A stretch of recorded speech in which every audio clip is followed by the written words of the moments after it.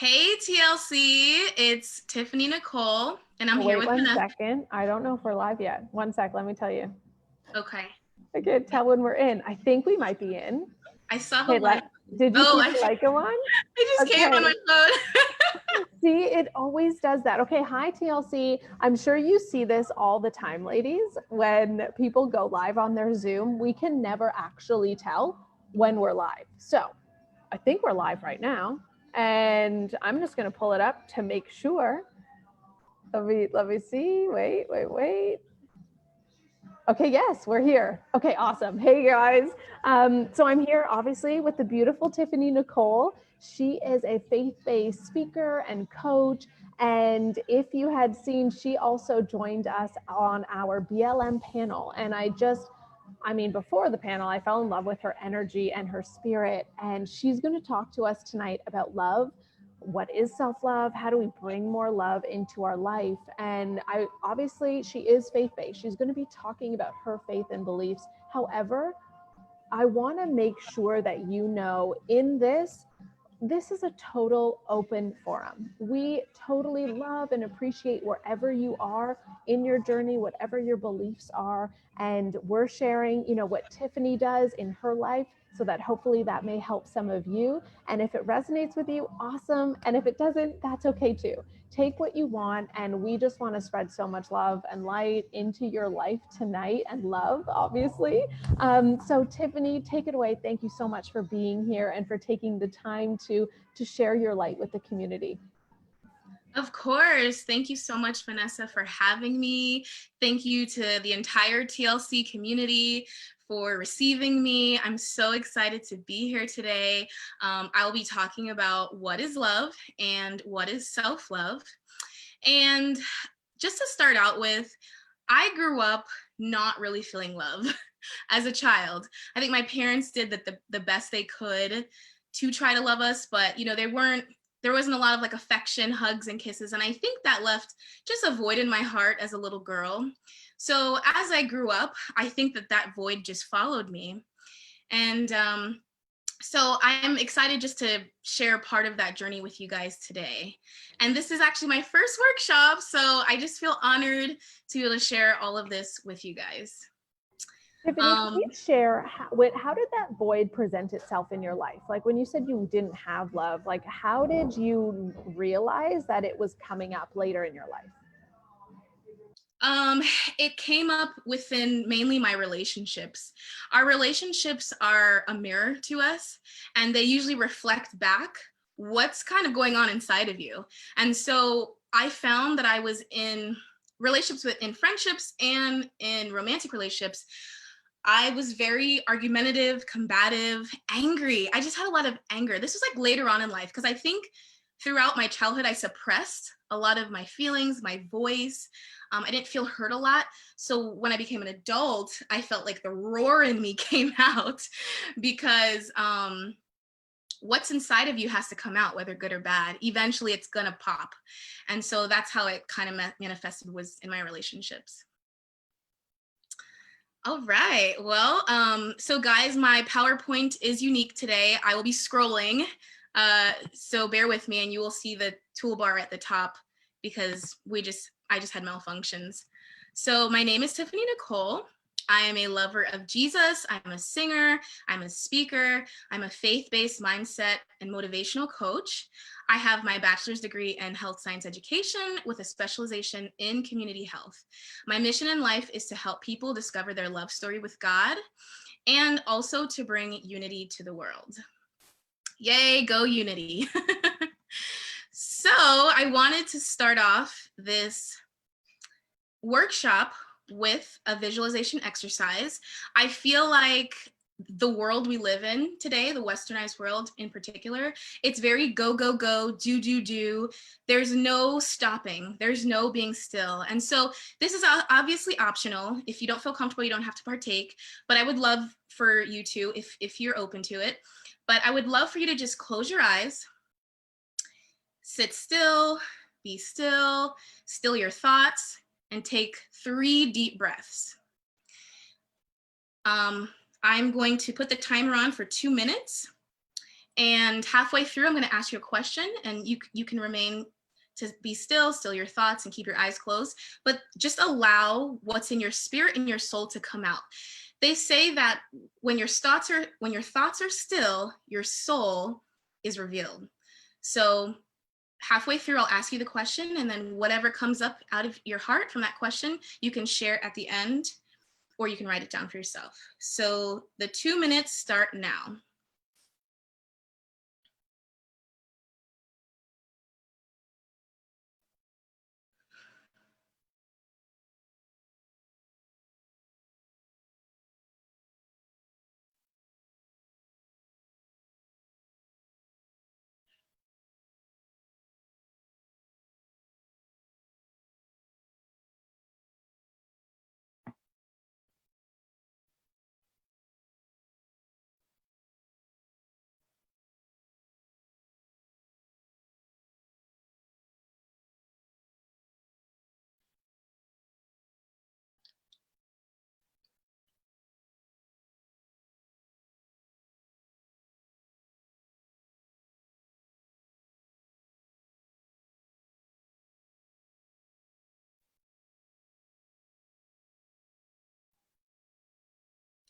Okay, continue to keep your eyes closed and your thoughts still.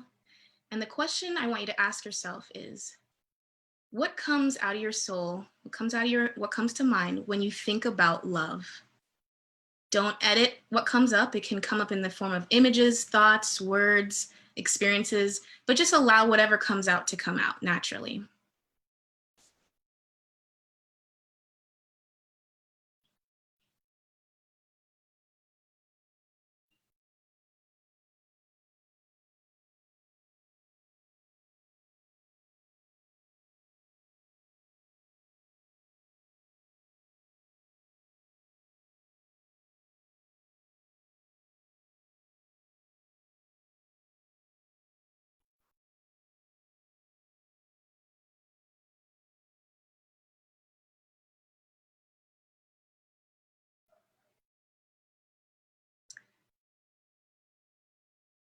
Okay, would anyone from the community like to share what, came out of their heart, their spirit with the group?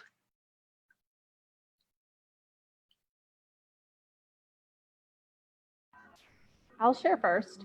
Sure. I know people get are a little quiet sometimes when they're watching us live. But for me, love, I mean, I meditate on this often, and it's just such a warm, beautiful emotion that just vibrates through my entire body and just emanates outwards and just shares so much warmth with everyone around me. I love that. I love that, like, visceral, like that vivid feeling of like warmth. You know what I mean? That's great, Vanessa. Thank you for sharing that. Yeah, and I know it's not the same for a lot of people, because even when I coach, I don't know if you find the same with your clients, that some people can't actually feel love. They don't know what love feels like, and it's a really difficult feeling for them to feel. It is. And especially if you've had a past of trauma or any kind of abuse, a lot of times that emotion and feeling is suppressed. So that's why being still kind of, it gets the heart priming the pump, gets it started, the wheels turning. And 2 minutes is short, but even sometimes 2 minutes is very hard for people to be still, because the busyness of life keeps that emotion suppressed.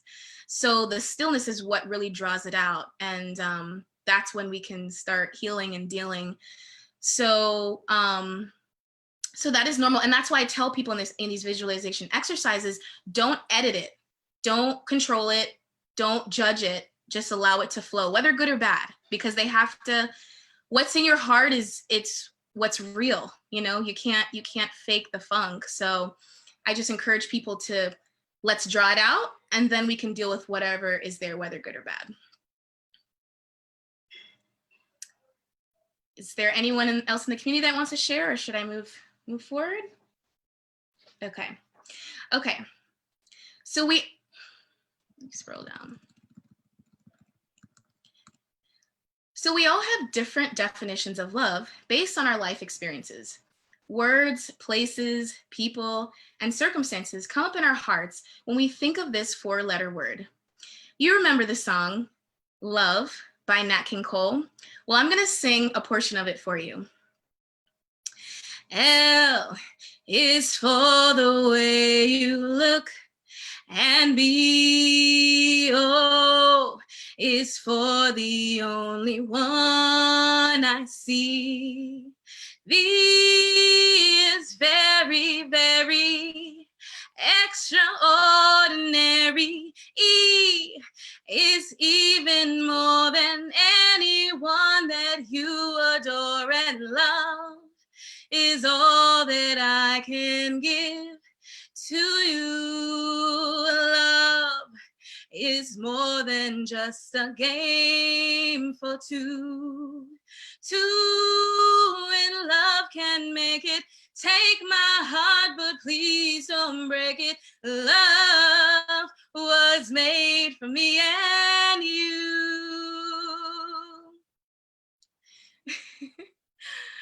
So thank you, Vanessa. So that song is speaking of romantic love, which is eros in the ancient Greek. There are many different types of love. Sorry, let me scroll down. Who is the only one that you see? From that song, from those lyrics, what comes to mind when you think of the only one I see? Maybe self. Okay, that's a good response. Does anyone else have any responses?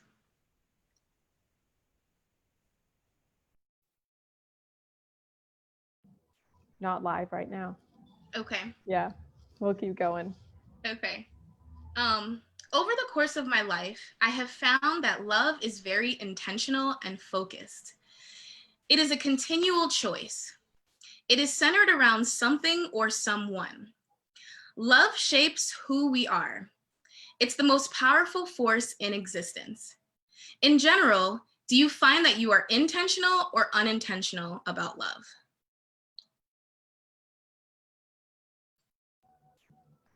I would say I'm very intentional about love, but I know in a lot of the conversations that we've had with women in the community, it's not an intentional thing. It's kind of more passive, and they live life and they're not necessarily thinking of love in their daily practice, because it is a practice, right? Gratitude, love, peace, I think it are things that we choose to practice in a day. Oh yeah, totally. And when you refer to the word practice, that's like an action word, like a verb. And it's true. You know, I think of one scripture that says, do not love with mere words, but in action and in truth. You know what I'm saying? Like that does take a lot of intentionality, a lot of focus. And that is a practice. That is a daily practice. So I like that you use that word. What would you say the focal point of your love is? For me, I think my focal point of love is still self, because I believe that I have to love myself, and my relationship with myself has to be so strong so that I'm able to connect deeper with the world and with others around me. Nice. Thanks for sharing, Vanessa. You know, we're just having a little chit chat here. I love this.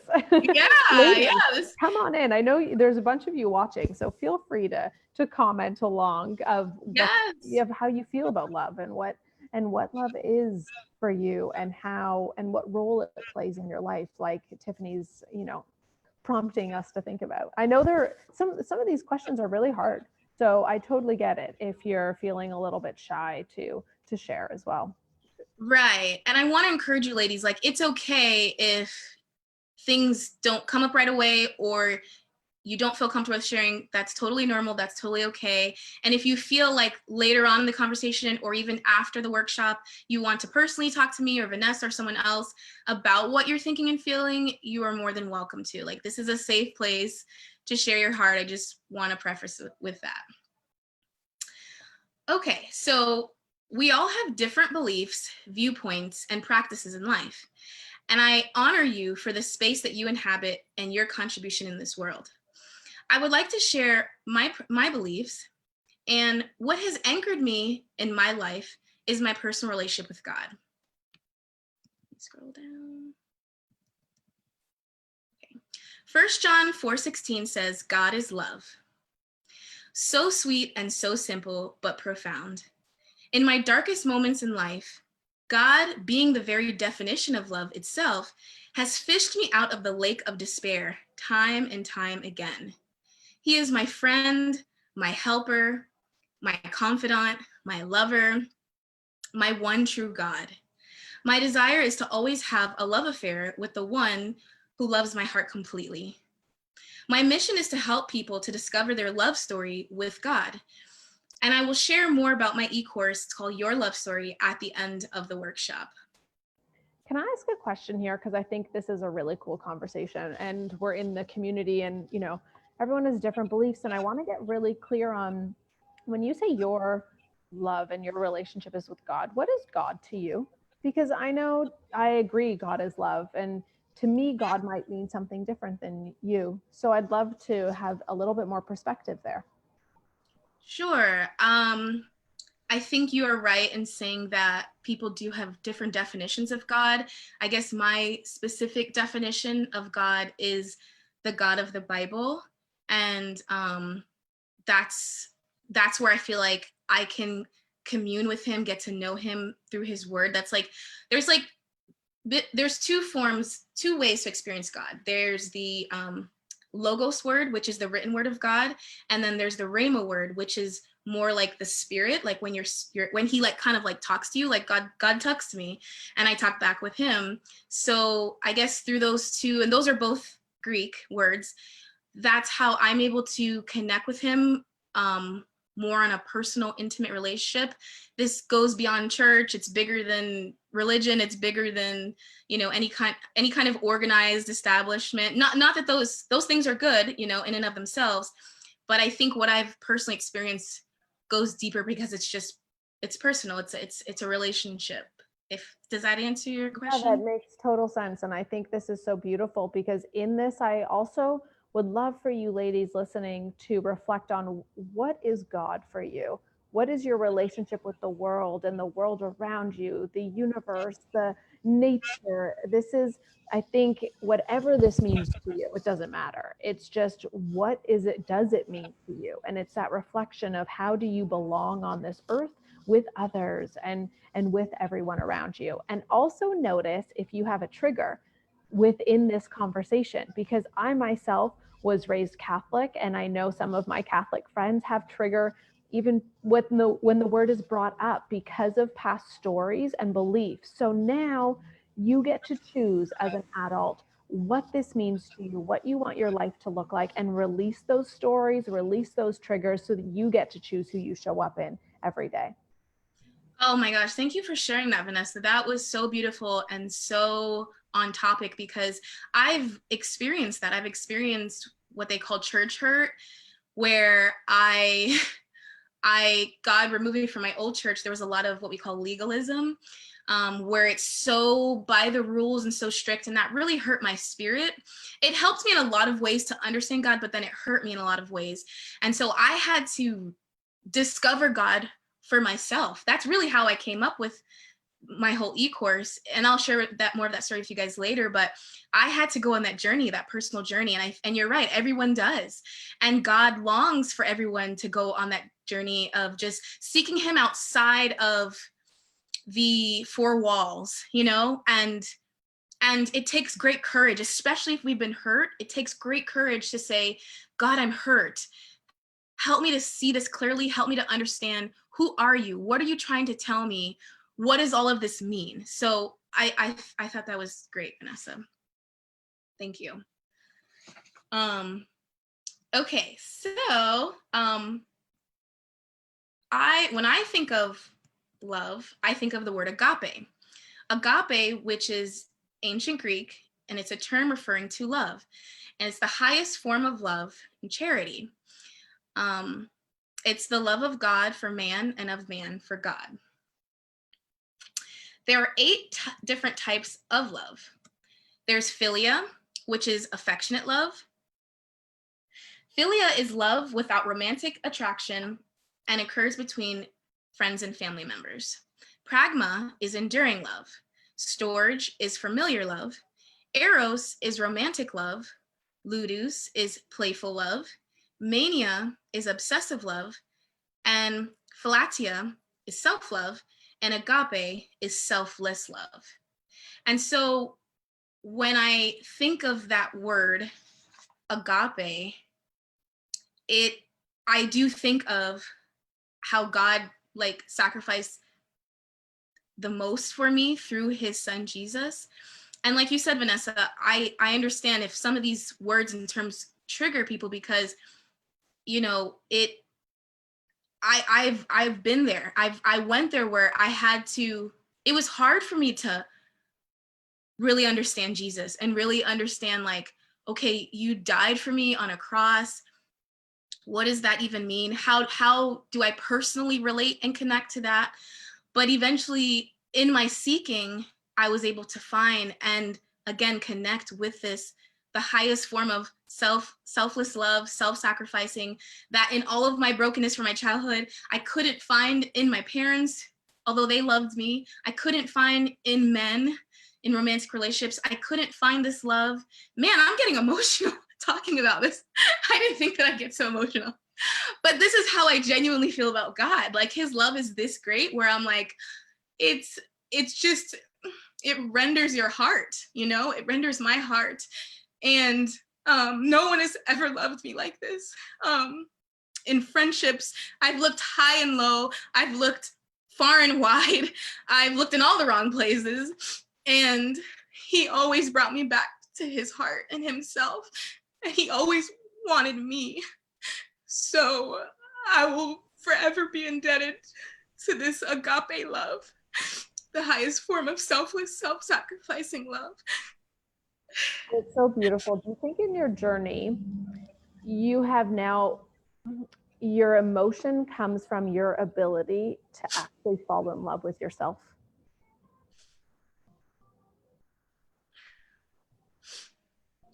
And that's also why I wanted to have, you know, this discussion about love with you tonight, Tiffany, because of my dream for, you know, the women, even within this community or people, is just for us to find love with Right. ourselves, with others, and radiate and live in love.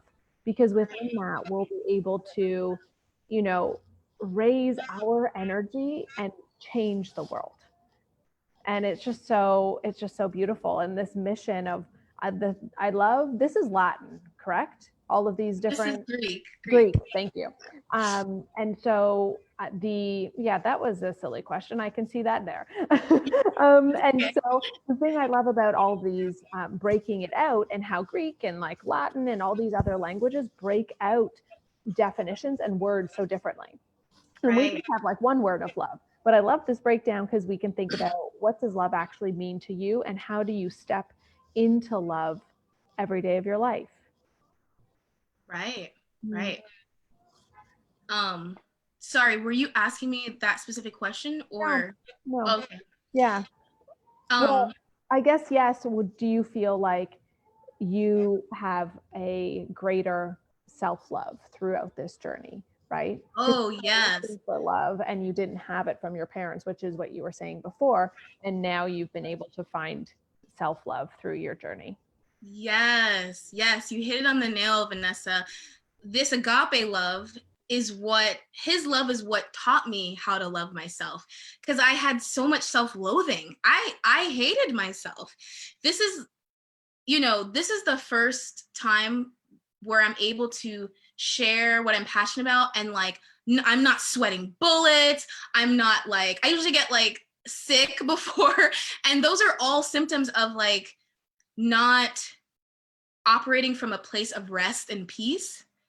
And this is the first time my whole day today was just peaceful, because I had his peace leading me and guiding me. And so I'm just able to impart that with you guys. And that's been my evolution of my growth of self-love because of the agape love, which the next section, I'm actually at the end of what I am sharing about the definition of love. what is love? And so I'm going to go more into self-love next. Do any of the girls have any what I was going to say is that if you do have any questions about agape love, Jesus, selfless, self-sacrifice, any of that stuff, you can, like I said, you can ask me questions at the end. You can personally DM me, email me. I would love to talk more with you if you have any questions. But are there any more questions before I move on to self-love? What is self-love? No, we have a couple comments, but Yay, I'd love to hear them. Well, Jessica says this is amazing, and we have a few people watching. So hey to all you ladies watching, we're just sending you so much love tonight, and I love this conversation. It's just so beautiful. So we'll just keep right going on. All right, yay! So glad you ladies are here. Okay, so as we move on to what is self-love, I have another visualization exercise. Yay! For the people who are like, oh, I gotta be still again. I know. Again, it's optional, but if you guys don't mind taking another 2 minutes of just closing your eyes, sitting still, stilling your thoughts, and taking 3 deep breaths. And then again, in the halfway point of the 2 minutes, I'll ask you a question. And again, don't judge or edit your thoughts or yourself. Whatever images, words come up, just allow it to flow. And those 2 minutes start now.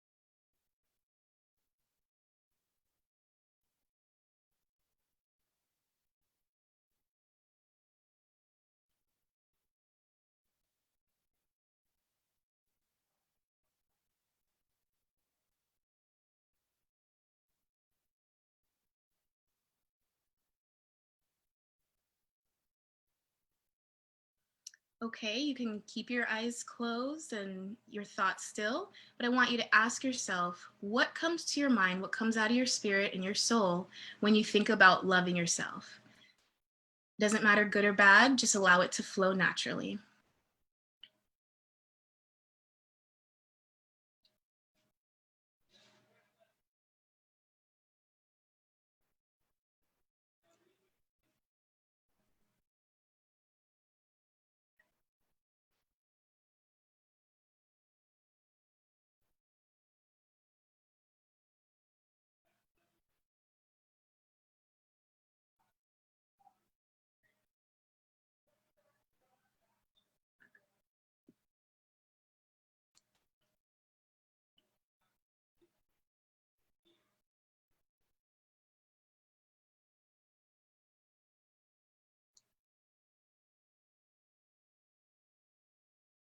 Okay, does anyone want to share what transpired when they thought about loving themselves? I'll talk since I'm here with you, girl. It's so funny. And I'm going to share, very vulnerably in the sense that, and I don't know if this will make sense. So you're going to have to tell me if this makes sense. I have 2 answers because my fear responds in one way, but the truth and loving self that I am responds another. And so I was able to feel both, right? My fear feels like loving myself can be painful because she doesn't necessarily like my pain. But my truth and my loving highest version of myself knows that loving myself is easy and effortless and beautiful and connected. Wow, that was deep. Thanks for I like to get right down in there. Yeah, she went straight for it. I love it. Can I ask you a question? Of course. You mentioned something about she doesn't like your pain, like the fear side of you. Yeah. What is it about your pain that she doesn't like? Yeah, so my fear doesn't like, my inner child, my fear doesn't like my pain, because it's embarrassing. It's not of my highest self. When I react from pain, it's not my truth. It's not who I am. But so it's just continuing to even love my pain as well as my highest self. It's easy to love my highest self because she's acting from the best version of me, but it's my pain that I continuously learn to love and evolve and embrace. And that's my journey of, just continuing to improve my relationship with me, because that's the longest relationship of our lives. So yeah, that's a little bit more about that. Thanks for asking. Yeah, no, that's a great point. It is the longest relationship. I never thought about that, but that's so true. Yeah. Can I ask you one last question? I'm just curious. Yeah, of course. The pain that the fear doesn't like, is embarrassment usually the first, I guess, feeling that you usually have? Oh, good question. I'm not sure if I know the answer to that right now. So is embarrassment the first feeling? Maybe shame. Maybe shame, embarrassment, because it's reacting from a place of hurt, and that's not real. That's good. Usually behind those shame, embarrassment's usually like a primary emotion, and then you mentioned the secondary one, which is shame. Usually, as it's kind of like following the breadcrumbs. Usually, when we start to follow along that path, to go into more of those emotions, it usually will trace back to something from our past, childhood. 100%. It's because when we're young and as a child, I was shamed for crying. I was shamed for expressing my negative emotions. It's like, stop crying. Don't do that. Like, so it's just continuously allowing myself to feel that. And, through my own therapy and my own work, it's definitely something that comes up. And maybe some of you ladies can relate, but, it was just, yeah, stop crying, Vanessa. Oh no, you're crying again, or you're too emotional, or don't feel that, it's fine. So a lot of my journey has actually been feeling the emotions that I had suppressed for so long. Oh, Vanessa, thank you so much for sharing your heart and being vulnerable. That takes great courage, great courage. TLC, you guys have a fearless, courageous leader. I just want you to know, because that's hard to share things from our past, so specifically. And I want you to know, ladies, Vanessa and ladies in TLC, that it's not only is it okay, it's good to explore our negative emotions. I think of a saying that God heals what's revealed, and that statement can't be any more true, because what we experienced in our childhood, or whenever it happened to us, is real, and God cares about every part of you. The good, the bad, and the ugly. There is no shame. Like Vanessa was talking about, that fear tries to attach shame, tries to attach blame, tries to suppress. But your inner child, the one that's so free and expressive, when you look at children, they're in the moment. They're okay with falling, if they fall down and get a boo-boo, with crying, and then as soon as they express that negative emotion, they're like, okay, and mommy or daddy comes and holds them, and they're able to get back up again and continue on and playing games or whatever it is. And so that's our place in the world, is when we fall down, it's okay to cry and say, ouch, I got a boo-boo, and to acknowledge it and to embrace it, and to know that it can be healed because it's being revealed, the truth of it, the truth of the pain, that there's no embarrassment, no shame, that those are the narratives, like Vanessa was saying, whoever told her that, those were narratives imposed on us by other people, that maybe they suppressed their own emotions, so they didn't necessarily know how to navigate us through our own. So I just want you to know that it's okay to explore those feelings. And I just want to say thank you again, Vanessa, for being courageous and sharing that. Yeah, of course. That's why I want to share also. And because, I've done so much work that I And it's something that I continue to grow and evolve. I mean, there's always more to learn and dive deeper into myself, but I want to share in hopes that someone else can relate. And I want people to know, this is my, big overarching like sign in the community, is I just want people to feel like they're not alone. And Right. so I share and bring in people like you, Tiffany, to share so that people don't feel alone in their journey and know that we are so much more similar than we are different. And when we come from love, like, it's just so beautiful. So true. Wow. This is so good. Okay. So Phalatia, I had to look up the pronunciation of this word. It's Greek and it means self-love. It means to love yourself or regard for one's own happiness or advantage. It has been regarded as a basic human necessity. So when I think of basic human necessities like water, food, shelter, I do think of, scroll down, Maslow's hierarchy of needs. And so I'm going to share a description of each of them, starting from the bottom up. And so our physiological needs are air, water, food, shelter, sleep, clothing, reproduction. Our safety needs are personal security, employment, resources, health, property. Love and belonging are friendship, intimacy, family, and a sense of connection.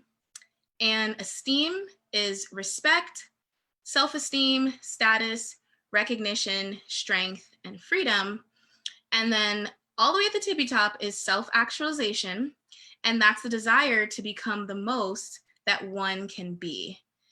That's very powerful, self-actualization. And when I look at this hierarchy of needs, Maslow's hierarchy of needs, I think of the times that we're in right now. If there's any time in history that self-love is just of the essence, it's right now, during COVID, during a pandemic, where, going back to basic needs, people are in line for food pantries. The suicide rate is high, the depression rate is increasing, anxiety, panic attacks.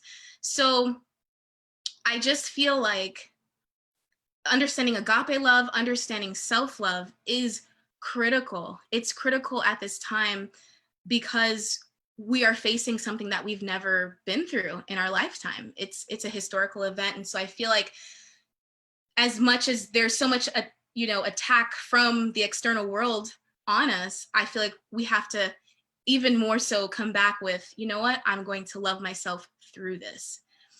So let me continue to go. So I have one more scripture, and it says, Mark 12:31. It says, and the second is this: you must love your neighbor in the same way you love yourself. You will never find a greater commandment than these. And so I looked up the definition of commandment, and it says a divine command, a mandate. And so sometimes we feel restricted and confined by the word command. However, I encourage you to see it through a new lens. When you think of the laws of the land, there is a mandate or command to not drive through a red light on the road. These are put in place for our safety, not to restrict us, but to protect us. This is how I feel about self-love. And this is how I feel like God feels about self-love. I feel like it is a mandate to love ourselves. That's how serious it is. And so when I connect, like that scripture in Mark 12, it's referring to the Pharisees who were the elite. They knew the law back and forth. They were under the old covenant of Moses and the 10 commandments. And so they clung to those. That was like their life force. But in the New Testament, Jesus is like, there's only 2 commands that I want you to hold on to. It says it fulfills all of the law, loving God and with all your heart, mind, soul, and strength, and then loving your neighbor as yourself. And so it's going to be hard to love God. It's going to be hard to love your neighbor if you don't truly love yourself. And when I think of connecting that to, the street lights, the red light, green light, yellow light are in place to keep our roads in order. to keep them organized, to keep pedestrians safe, so that there's no accidents, so that there's no casualties. And I really feel like it's the same concept with self-love. That's what keeps our lives in order. It keeps our lives in peace and harmony. And we're able to then have that harmonious relationship with our creator, with each other. And it just kind of keeps that flow and that balance. So if our cup isn't full, we have nothing to nourish and quench those around us. Self-love is sharpening our saw, restocking our emotional pantry, and filling up the reservoir of our hearts. So I'm just curious to know, what are your guys' thoughts on relating self-love to almost as like a mandate, so to speak, like that it's that important that even God was just like, I want you to love yourself. I want you to learn what this is, because it will keep things in place in your life, and it will bring that peace and harmony that you so desire and crave. What are your thoughts on that? I mean, I think it's 100% something that we should be taught in school, because so many people, even when they think of self-love, they think about going to the spa or putting a face mask on or just taking time for themselves. And it's not just the time, it's actually how you feel, doing the work to heal, like you've said, Tiffany, so that we can truly love self. And it also obviously is so important even when building community. And even when people, it's also a thought that I had even within this is, when people do not treat you well, it's not a reflection of you, it's a reflection of them. And so, I hope within the community we can continue to dive deeper into this topic, Tiffany, of just self-love, so that we can all have just such a greater appreciation and love for one another. Oh, beautifully stated. Beautiful. Thank you. That is actually super profound. The idea of teaching self-love in school, like as like curriculum, like educational curriculum. What in my mind, I'm like, wait, why haven't we done that? Like, because there's so many children in school who maybe intellectually understand the work, but because they don't feel love, maybe there is abuse going on at home or whatever is happening to them. It doesn't even have to be like abuse on a level that's like, on an extreme level, but more so their emotional needs are not just getting met. So they don't feel love. Like you said, it's about how we feel, self-love. And so they don't even know how to process what they're feeling. And so they come to school and they're not able to achieve or make the grades that they desire to, that they're capable of making intellectually, because their emotional self is not in alignment with their intellect. Yeah, I also have something to add that just came to me, is that within this practice of self-love, so often we'll try to make others love themselves or make others love us more. But like you said earlier, I want to bring it full circle of how you feel about others is a mirror for you. So if you're watching this right now or you're listening, like, I want you to think about, how do you actually feel about others? And how are you projecting to others? How do you want others to treat you? And how can you start giving that to yourself right now, so that you can dive deeper into this self-love? Because when you have full self-love, it doesn't matter what others do or say, because you know what's true. Right. Does anyone in the community have any thoughts on this? You ladies can just write any comments or anything as we're talking. This can just be, we're obviously having a fluid conversation about this, which is beautiful. So feel free to comment. We don't have any comments right now, but I know sometimes it takes them a while to actually comment in. So we can just keep going, and ladies, feel free to continue to comment as we go along. Yeah, totally. Something that you said really quickly, I recently put up a post on my Instagram, because right before this workshop, I felt like God slowed me down. He wanted me to slow down. That's where I really started developing all of these, like, visualization exercises. And so he helped me to reflect on the part of Jesus' life and how he went through so much persecution. Like he, you know, to the point of, you know, being beaten on a cross, like hung on a cross, like, but even just, again, those Pharisees that were constantly antagonizing him, and they tried to throw him off of a cliff. I mean, he went through it. He lived a life that was full of so much, like, people, there was so much opposition towards him, but because he had, again, that agape love and self-love, I truly believe Jesus had like the highest form of self-love. He was able to peacefully walk through those situations, like, peacefully. He wasn't, what I put in my post is that Jesus wasn't like rushing to the next event. He wasn't worried. He wasn't scattered. He wasn't like freaking out. He just peacefully was just like, all right, I'll go feed the 5,000. All right, I'll go, you know, cast out this whatever spirit. And so that challenged me, because I'm like, self-love is not dependent on our external circumstances. Agape love is not dependent on our external circumstances. And that really does take a level of ownership, you know, of what's going on inside, and responsibility, and really, again, having the courage to look in that mirror, the mirror of ourselves, to say, hey, what is it that I need to really attend to in my heart, and reveal it again so that it can be healed. So that came to my mind. But oh wait. Self-love looks different for different people. We all have various ways of filling back up. I love to read my Bible, worship, pray, journal, work out, discover new parks, and book and coffee shops when they're open, and whatever brings me peace. And so, as Vanessa was saying earlier, that a lot of people equate self-love to the doings, and that is a part of it. But I do think, from what I just shared, it is an internal job first.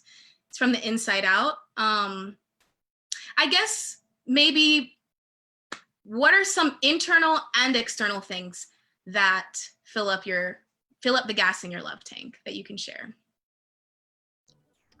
Yeah, for me, it's meditation, journal, bath time. It is a lot of just stillness and me time, like taking myself out on a date, whatever that looks like. I can be home. It's just designated time for me to connect to me, feel my emotions, process what's going on, love myself. Nature is really big for me. When I'm out in nature, I just have so much appreciation and gratitude. And so that's, you know, those are some of the things that my self-love look like. Wow, that's phenomenal. I I love the idea of taking yourself out on a date. Oh yeah. I think you said all the time. That's awesome. I tried to, was it Beatty? I think that lady, Beatty, she wrote a book. I don't know, Beatty. Huh? I don't know, Beatty. I forgot her first name, but she wrote a book, and she actually recommended that, to take yourself out on a date once a week. I think she called it an artist date, something related to that. Melanie Beatty, I think that's her name. Don't quote me, but I remember this was back in the day when I did not understand self-love. I wasn't even trying to seek any of this out. I wasn't, you know, trying to evolve. And I just remember it being the hardest thing on the planet to take myself out on a date. I just didn't think that I deserved it. I didn't think I was worthy. I didn't think that it was necessary.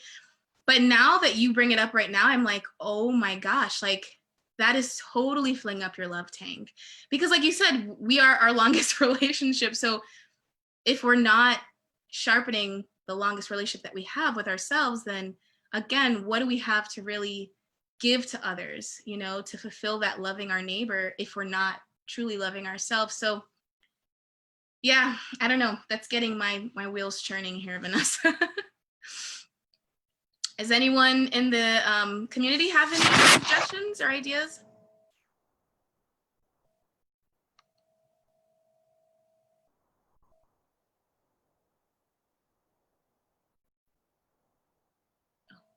Okay, so to wrap it up, I I have a little bit of homework for you guys, but don't worry. It's you're not going to get graded. You don't need to turn it in.